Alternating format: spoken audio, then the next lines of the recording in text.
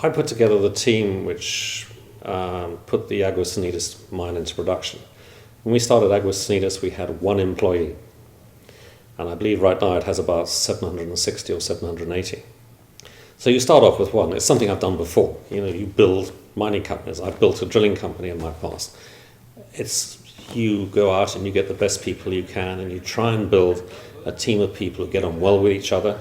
I always believe that you should try and delegate responsibility to people. Most people accept responsibility and like what they're doing. I believe that when we were establishing Aguas Sanitas, most people really enjoyed what they were doing. I believe we have the same with our team here. So right now we have 4 geologists. Our head geologist is Victor Guerrero, and he used to work with me at Aguas Sanitas. And he's a really first-rate geologist, free-thinking, good guy, totally methodical. And he's employed 3 geologists in his team, and we've been talking about how we're going to have to build up this team. Because right now the geologists are the most important people. If you go through the life cycle of a mine, you start off with the geologists being the most important people.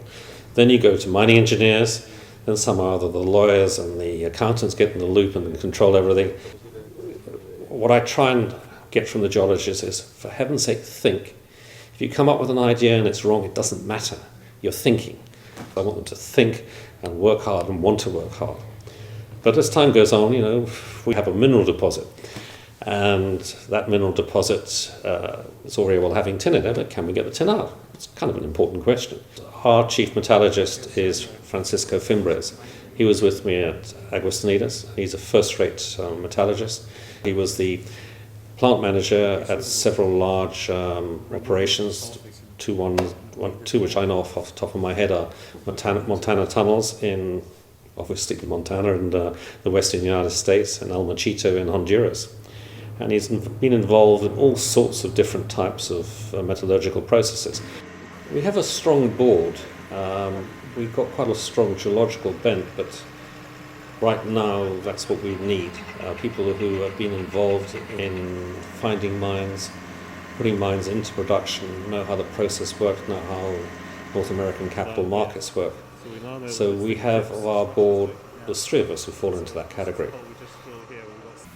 I'm a geologist by training, and as a result I've been in the mining and exploration business for 30 years now.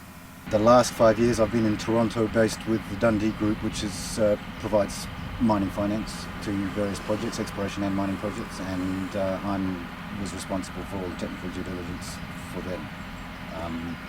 I've recently left that company to pursue my own interests, part of which is being a director of a number of companies, 4 companies to be exact, one of which is Eurotin.